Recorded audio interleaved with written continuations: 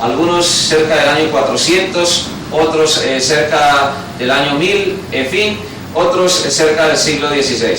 Pero la gran realidad es que aquí sí encontramos una comparación. Así como hay mujeres que simplemente, superficialmente tratan de llevar el nombre de su esposo para aparentar una relación familiar estable, una relación familiar equilibrada, una relación familiar pura, así de esa misma manera encontramos congregaciones que tratan de usar el nombre del Señor Jesucristo para prácticas o para presentarse como verdaderas iglesias del Señor Jesucristo cuando no lo pueden probar a la luz de la palabra de Dios. No es sino observar a lo largo de la historia cómo una muy buena parte de estas congregaciones han hecho alianzas con el Estado, se han unido en maridaje, en algunas ocasiones con imperios como el Imperio Romano, en otras ocasiones han participado en grandes guerras para destruir a otras personas y en otras ocasiones se han unido para hacer grandes alianzas políticas que en determinado momento lo que han traído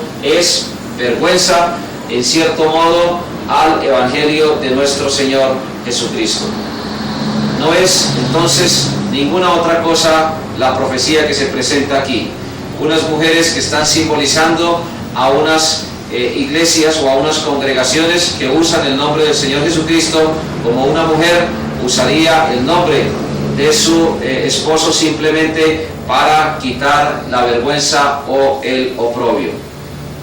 ¿Por qué entonces podemos argumentar que la proliferación de este tipo de congregaciones es cumplimiento de la profecía de Isaías 4:1? Sencillamente porque no hay unidad doctrinal. Nosotros podemos ver que algunas congregaciones proclaman unas doctrinas, otras proclaman otras doctrinas.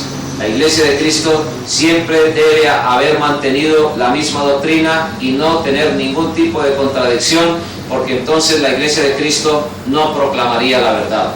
Un ejemplo de ello, hay denominaciones que, por ejemplo, sostienen que la salvación que Dios regala se pierde. Otras de esas mismas congregaciones proclaman dentro de ellos mismos que no se pierde. Nosotros sabemos por la misma palabra de Dios que cuando un hijo de Dios ha nacido de nuevo, nace de una vez y para siempre. La Biblia jamás menciona varios nuevos nacimientos. Cuando Nicodemo se acerca al Señor Jesucristo para preguntarle, para decirle, para afirmarle, para inquietarle sobre el ministerio del Señor Jesucristo, entonces Jesús le dice que le era necesario nacer de nuevo. Y Nicodemo confunde el nacimiento físico, a pesar de ser un gran maestro del Antiguo Testamento, confunde el nacimiento físico con el nacimiento espiritual. Y Jesús claramente le explica que era absolutamente necesario nacer de nuevo. Os es necesario nacer de nuevo, le dice Jesús a Nicodemo allá en el Evangelio según San Juan, en el capítulo número 3. Jamás enseñó el Señor Jesucristo que había varios nuevos nacimientos. Si una persona, por ejemplo, perdiera la salvación, debería tener una segunda oportunidad para nacer de nuevo. Entonces, ese simplemente es un pequeño ejemplo que estamos citando de cómo existen una gran cantidad de proliferación de doctrinas que se contradicen ellas mismas unas contra otras. La verdadera iglesia del Señor Jesucristo tiene una sola doctrina. Es una doctrina completa y totalmente sana. Es una doctrina que reconoce la misma autoridad que Jesús le transfirió a la iglesia cuando Jesús le dice: toda potestad me es dada en el cielo y en la tierra. Jesús le dio la autoridad a la iglesia de Jerusalén. De la iglesia de Jerusalén, esa misma iglesia fundó nuevas iglesias. Se llegó a la iglesia de Antioquía. La iglesia de Antioquía formó nuevas iglesias y así, bajo la autoridad de cada una de esas iglesias locales, se fueron formando nuevas iglesias del Señor Jesucristo. De tal manera que, usando la profecía de estas mujeres que pretendían usar el nombre de un hombre como un esposo, es que podemos deducir que hay una seria equivocación en este tipo de congregaciones. Empezando que la Biblia jamás se refiere a la iglesia del Señor Jesucristo aquí en la tierra como ninguna otra cosa diferente a como la novia del Señor Jesucristo. La iglesia aquí en la tierra es la novia de Cristo y será la esposa cuando allá en la Nueva Jerusalén se celebren las bodas del Cordero. ¿Podemos probar esto a la luz de la palabra de Dios? Claro que sí. En el Evangelio según San Juan, en el capítulo número 3, en el verso número 29, vamos a empezar a referirnos y a probar cómo a la luz de ella misma se nos presenta la iglesia como la novia del Señor Jesucristo aquí en la tierra, mientras algún día Jesús regresará, la llevará y se desposará, es decir, se casará con ella. Pero mientras está aquí en la tierra, la iglesia es la novia del Señor Jesucristo. Por eso es la respuesta adecuada para aquellos que plantean la pregunta y que se menciona en el estudio. ¿No debe la esposa llevar el nombre de su esposo? Sí, pero no antes de que estén casados. Es la explicación que vamos a desarrollar a continuación.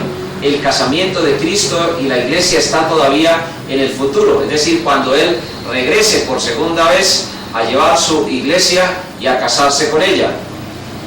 Se menciona aquí que esta clase de imprudencias fue la dificultad con aquellas 7 mujeres que quisieron llevar el nombre de un hombre sin estar casadas con él. El Evangelio según San Juan, capítulo 3, en el verso número 28 y 29, hay una explicación con relación a esto. Vosotros mismos me sois testigos de que dije, yo no soy el Cristo, son palabras de Juan el Bautista, sino que soy enviado delante de él. El que tiene la esposa es el esposo, mas el amigo del esposo que está a su lado y le oye, se goza grandemente de la voz del esposo. Así pues, mi gozo está cumplido. Y termina diciendo en el verso 30, es necesario que él crezca, pero que yo mengüe. Jesús, el mismo Señor Jesucristo, se está presentando aquí como el novio de la iglesia. ¿Por qué razón? Porque Juan el Bautista está diciendo que Él no es el Cristo, sino que Él es el precursor, es decir, quien preparó el camino, cumpliendo la profecía. ¿El camino de quién? De Cristo. El que tiene la esposa es el esposo, mas el amigo del esposo que está a su lado y le oye, se goza grandemente de la voz del esposo. Hay que mirar esto desde el punto de vista del contexto de los matrimonios hebreos. Cuando un judío quería desposar a su hijo, entonces buscaba al amigo de mayor confianza, o mejor, al siervo de mayor confianza, y le encomendaba la labor de conseguir una esposa. A eso es lo que se está refiriendo aquí Juan el Bautista. Él es el amigo del esposo y la esposa es la iglesia, pero como amigo del esposo, esa expresión está dando a entender que todavía él está preparando el camino para que la novia de Cristo, que es la iglesia, pueda ser edificada. Nosotros sabemos que del material que bautizó Juan el Bautista, Jesús empezó a llamar personas a la iglesia del Señor Jesús, a llamarlos aparte y a iniciar su iglesia. De tal manera que Juan el Bautista estaba muy contento. ¿Por qué razón? Porque él estaba buscando también material para la novia del Señor Jesucristo. Cristo es el esposo de la iglesia, pero allá en el cielo, cuando se consumen las bodas del Cordero, aquí en la tierra simplemente es la novia del Señor. Ahora, ¿por qué Juan el Bautista menciona la expresión el que tiene la esposa es el esposo, mas el amigo del esposo que está a su lado y le oye se goza grandemente? Esa expresión significa que él, como la persona encargada de ayudar al esposo a encontrar una novia, pues tenía gran gozo y muchísima alegría porque estaba cumpliendo plenamente el propósito para el cual Dios le había enviado. Fue un propósito específico el de Juan el Bautista, el de preparar el camino, el de ser el precursor, el primero que empezó a llamar personas al arrepentimiento y a la fe, inmediatamente contemporáneo al ministerio del Señor Jesucristo. Pero aquí lo que se dice es claramente que él, como amigo del esposo, está cumpliendo su ministerio terrenal de preparar la novia, de buscar en cierto sentido la novia para que el Señor Jesucristo se una con su esposa ya en la gloria eterna, en la Jerusalén, en la nueva Jerusalén celestial. Hay que recordar que para los hebreos el compromiso del desposorio, que equivaldría en términos modernos al noviazgo, era tan serio como el compromiso del matrimonio. El ejemplo clásico lo tenemos en María y en José. Cuando José se dio cuenta que María estaba embarazada, pues él trató de no perjudicarla y trató de dejarla hasta que el ángel no le apareció en visión y le aclaró que ella tenía un embarazo provocado por el Espíritu Santo, por obra y gracia del Espíritu Santo. De tal manera que por eso es que aquí el término en el original griego es un término de compromiso. El que tiene la esposa es el esposo, porque equivale al desposorio o al noviazgo o al compromiso que tenían los contrayentes dentro de la cultura hebrea o dentro de la cultura judía, para ser mucho más claros. Y ahí que entonces la iglesia es la novia aquí en la tierra, y todavía por eso es que el Señor no le da un nombre oficial aquí en la tierra. Es cierto que por razones de personerías jurídicas y por identificación se coloca un nombre, pero una iglesia no se conoce por el nombre. La iglesia aquí es la novia del Señor Jesucristo y se está preparando para unirse en matrimonio para siempre con el Señor allá en la Nueva Jerusalén. Otro texto que nos prueba esto lo encontramos en el Evangelio según San Marcos, en el capítulo número 2, en el verso número 18. Evangelio según San Marcos, capítulo 2, en el verso número 18. Es otro caso referido aquí a la relación de la iglesia como novia con el Señor Jesucristo en la tierra. Evangelio según San Marcos, capítulo 2, en el verso 18 dice la palabra de Dios: los discípulos de Juan y los de los fariseos ayunaban, y vinieron y le dijeron: ¿por qué los discípulos de Juan y los de los fariseos ayunan y tus discípulos no ayunan? Jesús les dijo: ¿acaso pueden los que están de bodas ayunar mientras está con ellos el esposo? Entre tanto que tienen consigo al esposo, no pueden ayunar. Pero vendrán días cuando el esposo les será quitado, y entonces en aquellos días ayunarán. Es un poco complejo en nuestra cultura, en nuestra civilización occidental, entender el concepto de los judíos, en el sentido de que en el noviazgo, cuando había un desposorio, un compromiso, ya se consideraba el esposo como oficialmente la persona que se uniría en matrimonio con la novia, aunque no se hubiera todavía oficializado o consumado el matrimonio. Para nosotros es complejo entenderlo por las relaciones, se puede decir, de noviazgo que hay en esta época y que ha habido en los últimos siglos. El noviazgo en estas culturas es algo en algunas ocasiones muy superficial. Dentro del contexto hebreo no era así de esa manera. Por eso es importante conocer aquí el aspecto cultural, porque los discípulos de Juan y los de los fariseos ayunaban y le preguntan al Señor Jesucristo: ¿por qué los discípulos de Juan y los de los fariseos ayunan y tus discípulos no ayunan? Jesús les dijo: ¿acaso pueden los que están de bodas? Esa expresión, los que están de bodas, significa que la iglesia se está preparando para el matrimonio, para las bodas del Cordero allá en la Jerusalén, en la nueva Jerusalén celestial. Pregunta Jesús: ¿acaso pueden los que están de bodas o los que se están preparando ayunar mientras está con ellos el esposo? En otras palabras, si el Señor Jesucristo estaba ahí en su ministerio terrenal acompañando a su iglesia como novia en ese momento, pues no valía la pena ayunar, porque estaban en ese momento gozosos. La iglesia del Señor Jesucristo como novia de Cristo en ese momento, con la presencia del Señor Jesús, no ayunaba, porque eso era incompatible con el gozo que tenían al estar con Él. De ahí que es muy importante recordar que, por ejemplo, el símbolo de la Cena del Señor, que es un símbolo para recordar que algún día la iglesia va a estar con el Señor, siendo la iglesia la novia de Cristo, recuerda el encuentro con el Señor. Hacer esto en memoria mía, representando el cuerpo y la sangre del Señor Jesucristo entregada por nuestros pecados y simbolizando las bodas del Cordero. En la cena del Señor se está simbolizando también que la iglesia se va a unir con el Señor allá en la gloria eterna. Pero mientras estuvo Jesús aquí, pues la novia estaba acompañada del novio, ¿verdad?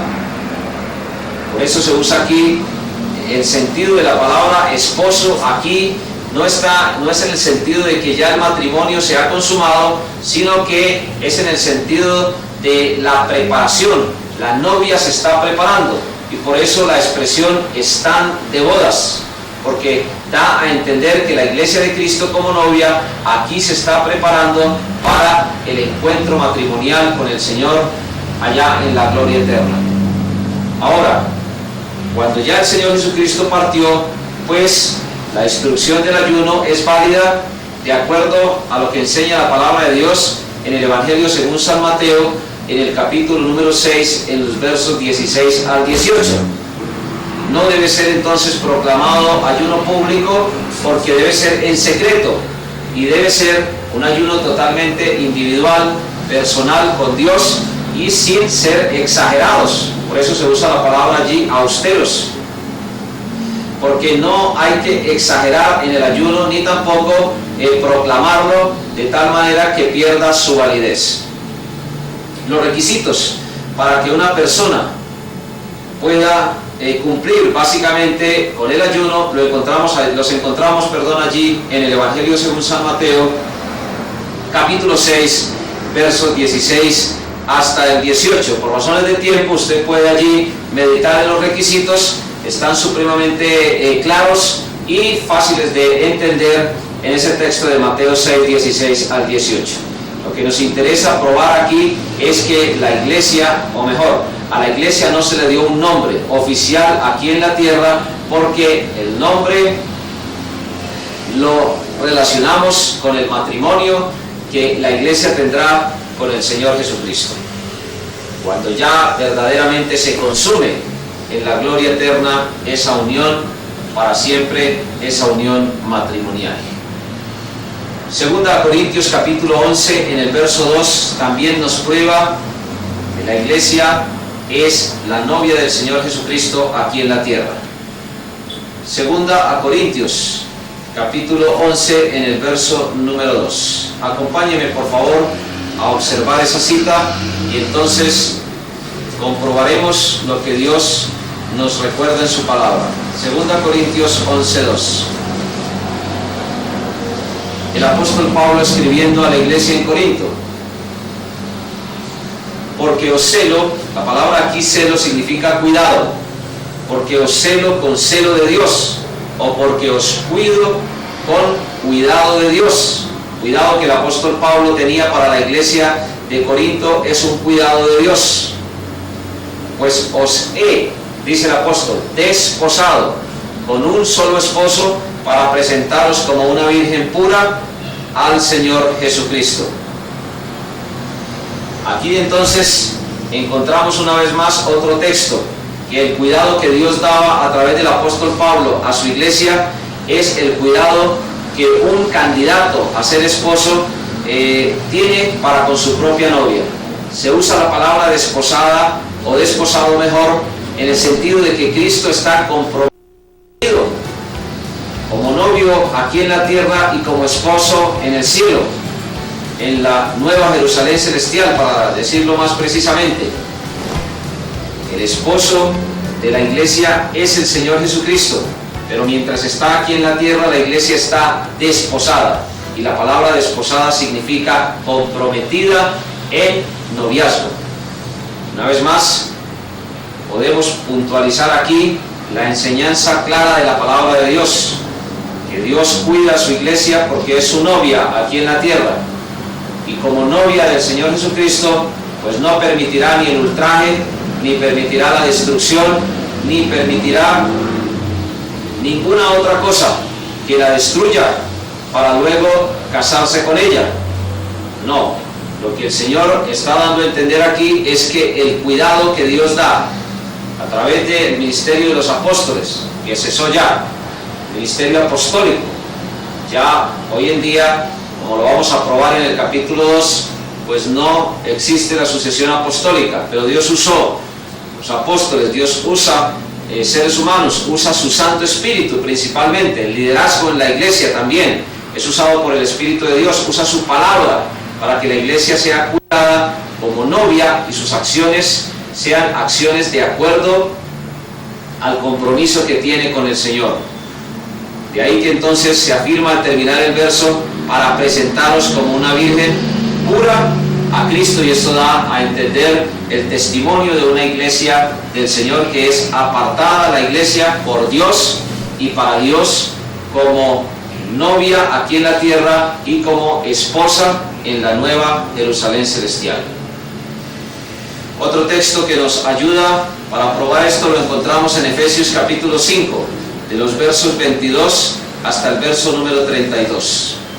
Efesios 5 del 22 hasta el verso número 32. Las casadas estén sujetas a sus propios maridos como al Señor, porque el marido es cabeza de la mujer, así como Cristo es cabeza de la iglesia. Hay una hermosa comparación de la relación entre Cristo y la iglesia y entre el esposo y su esposa. La comparación consiste en que así como Cristo lidera, así como Cristo sustenta y cuida a su iglesia, de la misma forma un esposo es llamado a hacerlo con su esposa. La iglesia es el cuerpo de Cristo y Él es su Salvador. Así que como la iglesia está sujeta, es decir, unida al Señor Jesucristo, así también las casadas lo estén a sus maridos en todo. Y sigue afirmando: maridos, amad a vuestras mujeres, así como Cristo amó a la iglesia y se entregó a sí mismo por ella. ¿Para qué? Para santificarla. La comparación es válida ¿en qué sentido? Cristo ama a la iglesia porque Cristo será el esposo de la iglesia, mientras que aquí la iglesia está desposada, es decir, comprometida, es la novia de Cristo, pero Cristo la amó tanto que se entregó por ella, de tal manera que la ha apartado, dice, para santificarla, habiéndola purificado en el lavamiento del agua por la palabra. La palabra de Dios es la que usa el Señor para apartar a su iglesia, para purificarla, para lavarla, para limpiarla.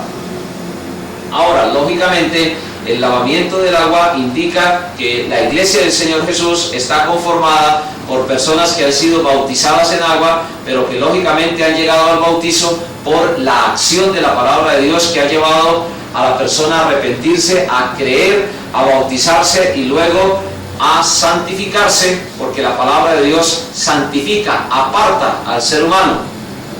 Ella jamás regresa vacía. ¿A fin de qué? De presentársela a sí mismo. Ahí entonces se está refiriendo ya al futuro, se está refiriendo a las bodas del Cordero. ¿Cómo la quiere presentar a sí mismo? Como una iglesia gloriosa, es decir, victoriosa, que no tuviese mancha ni arruga ni cosa semejante, sino que fuese apartada, es decir, santa y sin mancha. ¿Se parte de la sana doctrina para esto? Claro. ¿Se tiene en cuenta que la iglesia haya permanecido fiel? Claro que sí. Todo esto se tiene en cuenta. La iglesia, aunque está compuesta por personas que estamos de una o de otra manera todavía en el avance del proceso de santificación, pues ese proceso se va cumpliendo paulatina, pero seguramente. Cada día la iglesia va siendo más apartada para que el día que nos encontremos como iglesias locales con el Señor Jesucristo, seamos ya totalmente santos y sin ningún tipo de mancha, es decir, ya con cuerpos glorificados y sin ningún tipo de relación con el pecado. Así también los maridos deben amar a sus mujeres como a sus mismos cuerpos. El que ama a su mujer, a sí mismo se ama, porque nadie aborreció jamás a su propia carne, sino que la sustenta y la cuida, como también Cristo a la iglesia. Cristo cuida a la iglesia aquí en la tierra y la sustenta porque es la novia. La prueba del amor de un hombre hacia una mujer está en que el hombre sustenta y cuida, no produce ningún perjuicio, ni a su novia, ni mucho menos a su esposa. De la misma forma se usa la comparación, así como un esposo sustenta y cuida inicialmente a la novia en la relación de noviazgo y luego a su esposa, de la misma manera Cristo lo hace. ¿Por qué? Porque somos miembros, dice el verso 30, de su cuerpo, de su carne y de sus huesos. Hacemos parte de él. La iglesia como novia de Cristo aquí en la tierra, hace parte del mismo Señor Jesucristo. Y así como uno sustenta su cuerpo, así Cristo sustenta a la iglesia. Verso 31. Por esto dejará el hombre al padre y madre y se unirá a su mujer y los dos serán una sola carne. Y aquí la expresión no da a entender que el hombre y la mujer abandonen a sus padres. Una cosa es dejar, significa ya no depender, ni física, ni económica, ni material, ni espiritualmente, de su hogar paterno y materno, sino que se van a unir a formar un nuevo hogar, un solo ser, una sola carne. Ahora explica el apóstol Pablo: grande es este misterio, mas yo digo esto respecto de Cristo y de la iglesia. La palabra misterio aquí significa una verdad que no ha sido todavía revelada plenamente. Hay misterios que han sido revelados. Dios da a conocer la verdad. Y ya hemos afirmado en otras oportunidades que el conocimiento teológico, es decir, el que viene de Dios, es el que Dios prueba que es verdad. Cuando Dios se encarga de probar a través de su palabra que es verdad, entonces esa verdad es teológica, es revelada por Dios. Pero hay misterios que definitivamente nosotros no vamos a conocer aquí en la tierra. Pablo lo afirma a la iglesia de Éfeso: hay un misterio que es grande, mas él afirma esto con relación o con respecto a Cristo y a la iglesia. Es algo que nosotros no logramos entender plenamente, completamente.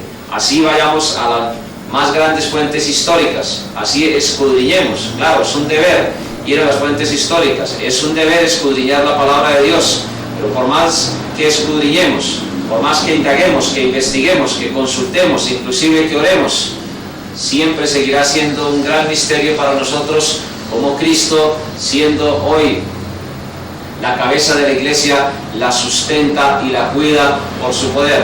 No logramos entender plenamente eso, ni lo tenemos tampoco revelado a ciencia cierta, 100% en la palabra de Dios. Reconocemos por fe el poder de Dios. Así como un marido sustenta a su esposa, ama a su esposa, Cristo ama también a su iglesia, la sustenta y la cuida como novia de Cristo aquí en la tierra para unirse con ella allá en la gloria celestial. ¿Cómo lo hará? ¿De qué manera? ¿Cómo ha sustentado?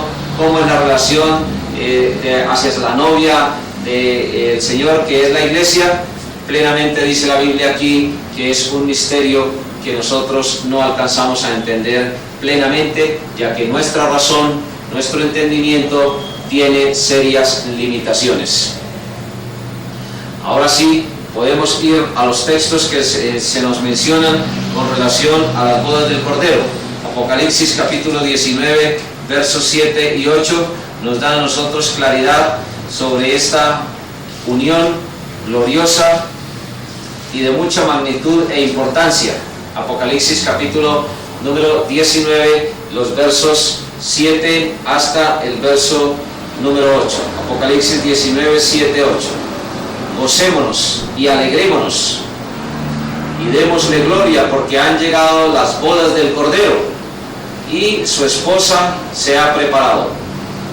Y a ella se le ha concedido que se vista de lino fino, limpio y resplandeciente, porque el lino fino es las acciones justas de los santos. Al mirar este pasaje, podemos nosotros contemplar el asombro del apóstol Juan, tanto así que él se postra a los pies del ángel para adorarle, y el ángel le dice: no lo hagas, yo soy consiervo tuyo. Ninguna imaginación humana es suficiente para, valga la redundancia, tener en mente este majestuoso acontecimiento. El gozo la alegría. Aquí, en el momento en que el Señor regresa, dice: gocémonos y alegrémonos y démosle gloria. Son expresiones de gran júbilo, porque han llegado las bodas del Cordero. Dios es infinitamente sabio. Nadie cuando se casa, o normalmente nadie cuando se casa, está consumido en la tristeza. A veces hay sentimientos encontrados, es cierto, pero cuando el matrimonio es un matrimonio basado, fundamentado en el amor, cuando es un matrimonio, se puede decir, sano, bajo los principios inclusive de la palabra de Dios, cuando una unión está fundamentada en ese amor que viene de Dios, en la novia hay mucho gozo. En el novio también hay mucha alegría, hay mucho gozo. La verdad es que se compara aquí, porque si hay gozo en un matrimonio terrenal, hay alegría, hay jolgorio, hay júbilo, cuanto más cuando la iglesia, cuando nosotros como iglesia del Señor Jesucristo, hoy lo reconocemos por fe, pero la palabra de Dios no miente, será un acontecimiento majestuoso. Habrá mucha alegría porque han llegado las bodas del Cordero. Aquí nosotros sabemos claramente y muy sencillamente que el Cordero se refiere al Señor Jesucristo. Él se casa con su iglesia y su esposa se ha preparado. Ya ha dejado de ser la novia y a partir de ese momento va a convertirse en la esposa. Ya la unión será diferente. Hoy tenemos una unión, como lo mencionábamos anteriormente, que en cierto modo es misteriosa. Como Cristo es la cabeza y la iglesia de Cristo, cada iglesia local es el cuerpo. Pero allá será algo consumado, será algo totalmente íntimo, será algo majestuoso, glorioso. Más aún dice la Biblia, le veremos cara a cara. Pero no solamente le veremos, sino como iglesia del Señor, ella misma se unirá en una unión, perdónenme la redundancia, para siempre, en una unión eterna, en una unión tan importante que se compara con la unión matrimonial. A ella, la iglesia, se le ha concedido que se vista de lino fino, limpio y resplandeciente. Es muy importante el vestido en el momento del matrimonio para la novia y para el novio, claro, pero se resalta aquí el vestido de la novia, porque nosotros sabemos que Cristo venció la muerte del pecado y sus vestiduras son impecables. Su naturaleza humana y divina hoy son totalmente impecables. Pero se resalta aquí el hecho de que la iglesia se haya vestido de lino fino. Era el vestido de los emperadores. La tela del lino era usada en ese tiempo por los grandes personajes. Pero no solamente habla del lino, sino dice que el lino fino, que además es limpio y que además es resplandeciente. ¿Por qué se usa esta figura del lenguaje? Porque dice el lino fino es las acciones justas de los santos. Podrán proclamar hoy muchas de las congregaciones que afirman ser iglesias del Señor Jesucristo, que han tenido acciones justas cuando han empuñado, por ejemplo, las armas para, entre comillas, predicar el Evangelio, cuando se han unido con gobiernos para perseguir a los mismos hermanos en el Señor Jesucristo. La iglesia de Jesús ha practicado las acciones justas de los santos. Es el testimonio, la práctica, no solamente el hecho de profesar la sana doctrina, sino la práctica de la sana doctrina, basada lógicamente en el amor a Dios y al prójimo como a sí mismo. Todas esas acciones son las que son usadas aquí para presentar a la iglesia vestida delante del Señor. De tal forma que aquí encontramos el texto donde se nos comprueba claramente que la iglesia ha permanecido fiel como novia del Señor Jesucristo aquí en la tierra y permanecerá hasta que Él regrese, con una práctica de la sana doctrina que ha llevado a las acciones justas de los santos. El otro texto que vale la pena mirar lo encontramos en Apocalipsis capítulo 21 en el verso número 2. Podemos leer desde el 1. Apocalipsis 21, 1 y 2. Vi un cielo nuevo y una tierra nueva, porque el primer cielo y la primera tierra pasaron, y el mar ya no existía más. Y yo, Juan, vi la santa ciudad, la nueva Jerusalén, descender del cielo de Dios, dispuesta como una esposa ataviada para su marido. Queda entender este texto, que la iglesia convivirá con el Señor en el momento de desposarse, o mejor, en el momento de unirse, no en el momento de desposarse, no es el término preciso, perdón. El término preciso aquí es en el momento de casarse con el Señor. En ese momento se nos da a entender que vivirá en la santa ciudad, en la nueva Jerusalén. Esa santa ciudad desciende dispuesta, y cuando dice como una esposa ataviada para su marido, en el original lo que está dando a entender es que la iglesia como esposa del Señor vivirá para siempre con el Señor en la nueva Jerusalén celestial. Habrá una unión allí entre Cristo y su iglesia. Lógicamente, para el pueblo de Israel, que se trabaja bajo un pacto diferente al de la iglesia, pues habrán también bendiciones y habrá también privilegios en determinado momento. Pero la Biblia es supremamente clara: la iglesia del Señor gobernará con el Señor Jesucristo, tendrá una relación similar, mucho más perfecta todavía que la relación del matrimonio entre esposo y esposa. Pero la unión que se consumará allí en el cielo será una unión matrimonial entre Cristo y su novia, la iglesia del Señor. A partir de este momento, entonces, la iglesia como esposa del Señor desarrollará las funciones propias del reino que el Señor le ha encargado, de gobernar sobre cada una de las personas y sobre cada una de las entidades que el Señor ha dispuesto y ha anunciado previamente en su palabra. No estamos entonces reconociendo que la perpetuidad de una iglesia se basa en el nombre.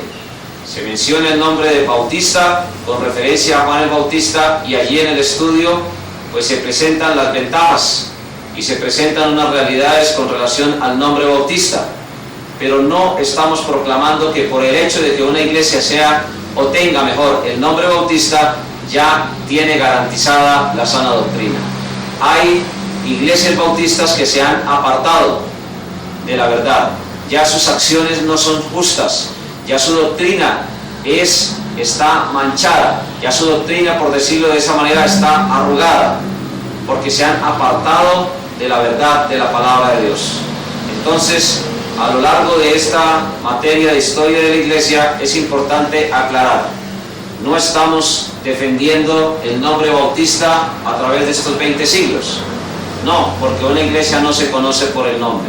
Una iglesia se conoce porque ha permanecido fiel al Señor en las acciones justas de los santos. Es una iglesia que ha permanecido fiel al Señor, a la autoridad que el Señor le ha dejado, y ha permanecido fiel a su palabra. Jamás se ha salido de la palabra de Dios, y cuando en algunas ocasiones se ha apartado un poco, ha regresado y se ha corregido. Entonces, no hay que confundir o no hay que malinterpretar. No estamos defendiendo el nombre Bautista, aunque Juan el Bautista fue de gran bendición y es adecuado el nombre para una iglesia del Señor Jesucristo usar el término Bautista, pero hay que recordar que fue más bien un apodo endilgado, que reconocemos, eso sí, la importancia de Juan el Bautista como precursor, que en cierto momento se puede usar, se debe inclusive usar para dar a entender la unidad doctrinal con otras hermanas iglesias. Pero eso no quiere decir que por el hecho de que una iglesia se denomine bautista, pues estamos ya automáticamente reconocidos como iglesia de sana doctrina. De ninguna manera, no es así. Lo que se quiere afirmar con base en la palabra de Dios es que es la fidelidad a la autoridad que viene desde Cristo hasta nuestros días, y la fidelidad a la sana doctrina que ha llevado a la práctica de las acciones justas de los santos que servirán como vestidura allá a la iglesia del Señor Jesús en el matrimonio, o en las bodas mejor, en las bodas del Cordero. ¿Habrán en esas bodas invitados? Claro que sí, habrán invitados. Posiblemente habrán miles de invitados, millones de invitados, creyentes que posiblemente no quisieron añadirse a la verdadera iglesia del Señor Jesucristo. Pero cuando dice ahí en Apocalipsis capítulo número 19, en el verso número 9, y el ángel me dijo: escribe, bienaventurados, es decir, dichosos los que son llamados a la cena de las bodas del Cordero. Da a entender que la iglesia en la cena, en el momento de las bodas del Cordero estará la iglesia, porque la iglesia hace parte de las bodas, y los invitados. En todas las bodas hay invitados. Por eso los creyentes estarán invitados, los creyentes en Jesús serán invitados a las bodas del Cordero. Es un gran reto para nosotros permanecer practicando las acciones justas de los santos, que traigan bendición a la obra del Señor y que sigan definitivamente probando que la iglesia del Señor Jesucristo jamás ha desaparecido, y que la promesa que el Señor presentó, que las puertas del infierno no prevalecerían contra ella, y la otra promesa de que Él estaría todos los días hasta que el Señor regresara, sigue siendo una realidad hasta que verdaderamente Él regrese y nosotros como iglesia nos unamos para siempre con el Señor en las bodas del Cordero.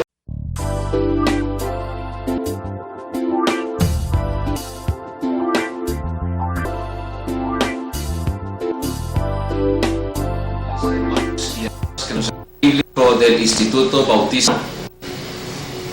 Bautistas a través de los siglos, introductorias sobre las fuentes y también a la justificación, la cual estudiamos esta materia. Capítulo número 1, esperamos que usted tenga en sus manos con los nombres de las iglesias. Bautistas a través de los siglos es un material lo que vamos a estudiar en el capítulo, y que tiene cabeza de la perpetuidad de la iglesia.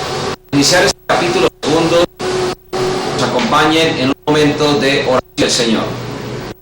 Bendito, eterno y todopoderoso, capítulo sobre la historia de gracias, porque tú has tenido tu iglesia parecido, porque proclamando siempre el evangelio de testimonio al mundo perdido, siglos en condición. Te alabamos en este momento, rogamos que leones y que en esta hora bendiga a nosotros. Bendigas también, oran para que este instituto se pedimos tu bendición, sabiendo que tú nos separas del amor tuyo. Pedimos por que en este momento también tu bendición, vamos en América Latina y en el mundo. Capítulo 2, Iglesia del Señor Jesucristo.